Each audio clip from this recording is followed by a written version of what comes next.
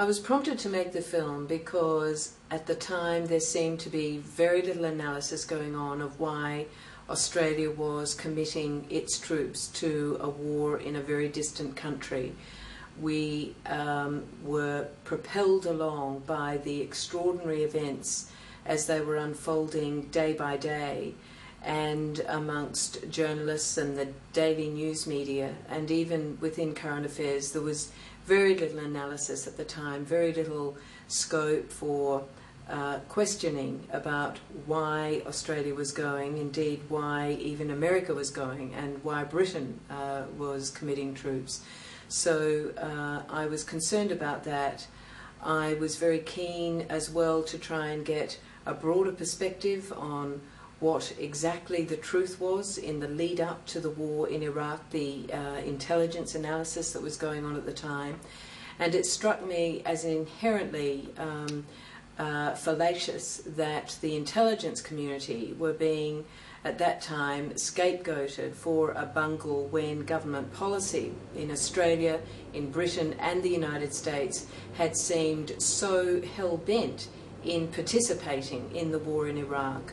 So that was really the premise for me as to why it seemed appropriate to ask questions about what was the truth, where were the lies, and what was the intelligence at that time. The film's objective in my discussions with the broadcasters prior to the making of the film was first of all to try and gain some insight into the personal decisions that whistleblowers like Joseph Wilson, like Greg Thielman and like Andrew Wilkie had made in resigning from very, very important positions, in going public about things that they felt passionately were not being discussed publicly. They were prepared to risk their careers. In some instances they risked their lives. In the case of Dr. David Kelly, who took his own life, in order to try and speak the truth. And it just seemed to me that that truth at the time that I began making the film really hadn't been properly heard. And I think many Australians, many British, many Americans felt intuitively that the truth had been denied them.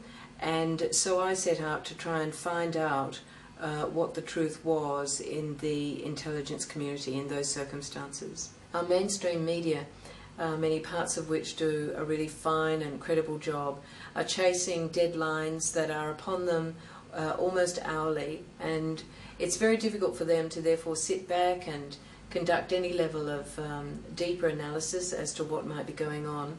And so it's only through the resources, the time, if you like, that independent documentary makers have, that we're able to get the kind of broad perspective that I think we probably need on complex situations like Iraq and more generally the Middle East.